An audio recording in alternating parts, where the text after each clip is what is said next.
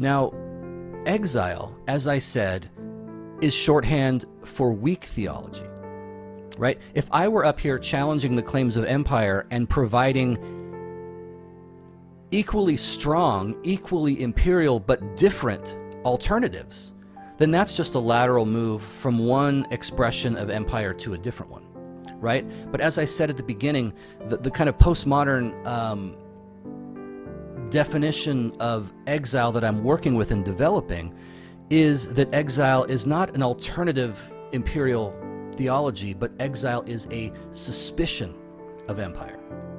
And so it's not replacing one set of strong claims with a different set of equally strong claims, but instead what exile is doing is it's looking askance at the imperial claims of all strong theologies. Exile is sort of giving side eye, slow blinking when someone makes these kinds of regal, imperial, strong, empire-like claims, right?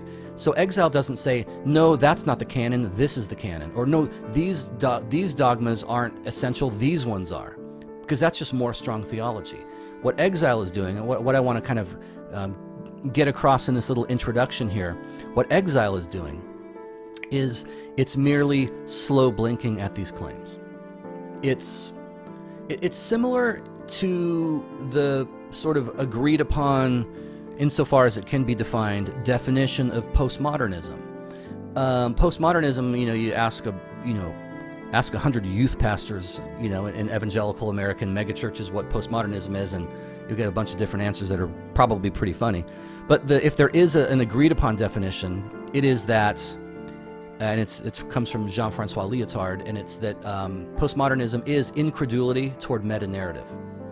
Incredulity, like a disbelief or a lack of belief toward meta-narrative, any sort of big meta-narrative, any kind of story that is an overarching, umbrella that every other, local narrative fits underneath. It could be capitalism, it could be socialism, it could be scientism, it could be Christianity, it could be anything, right? Postmodernism doesn't offer a different meta-narrative, but postmodernism relativizes all meta-narratives. And that's what exile does. It's not providing a different imperial theology, a different strong empire-like theology, but what exile does is it's questioning the claims of all strong theologies. How do you know that? How do you know how do you know that these books are the canon? Who gets to say that? Who gave them the authority to make that determination? Who's to say that this idea is dogma while this one is heresy, right? Who gets to say that this is orthodoxy and this is heterodoxy, right? It's simply asking those questions. It's freeing people up to slow blink and to look askance and to be suspicious of these kinds of claims. And if you're watching this and you are some sort of Protestant, you're already there, right? I'm not asking you to do anything that's inconsistent with the ethos that you have already adopted by being Protestant, right? Because there's a sense in which if you're a Protestant, you're a heretic already, right? Because you are a part of an upstart movement that broke off from the official church. And I don't want to get too far in the weeds here, but there's a sense in which we're already kind of like, Protestants are already sort of DIY, making it up as you go, figuring stuff out, reinventing the wheel in a sense.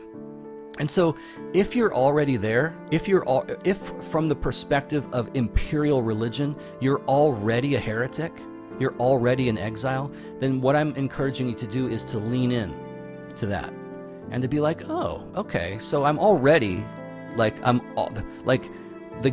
jig is up already. I'm already a part of a movement that is an upstart, break-off sect from the official imperial church.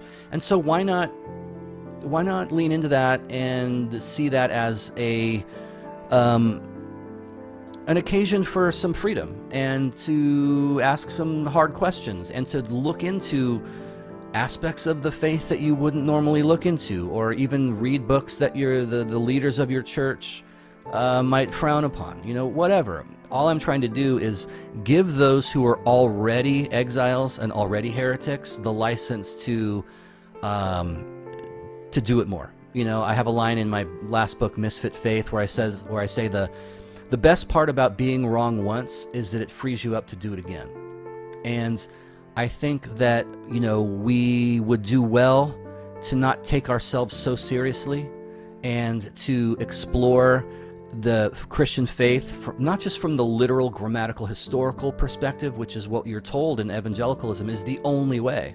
But again, that is a very imperial claim. You have to read the Bible like this. You have to take it literally. You have to go by the history of it. You got to go by the grammatical, historical method. That's the only way of reading Scripture. That's a very imperial, strong, muscular thing to say.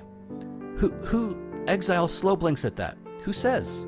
Who says I can't look at this from another perspective? Who says I can't find different and challenging readings of these texts? The early church, and maybe someday I'll do a little series on this, but the early church did believe in reading the Bible literally, the historical sort of literal reading of Scripture, but they also had figurative, typological, eschatological, and ethical ways of reading Scripture that were not instead of the literal reading, but in addition to them. And so that is what Exile is. Exile gives side-eye to imperial displays of power. It furrows its brow and looks askance at the claims of all strong theologies.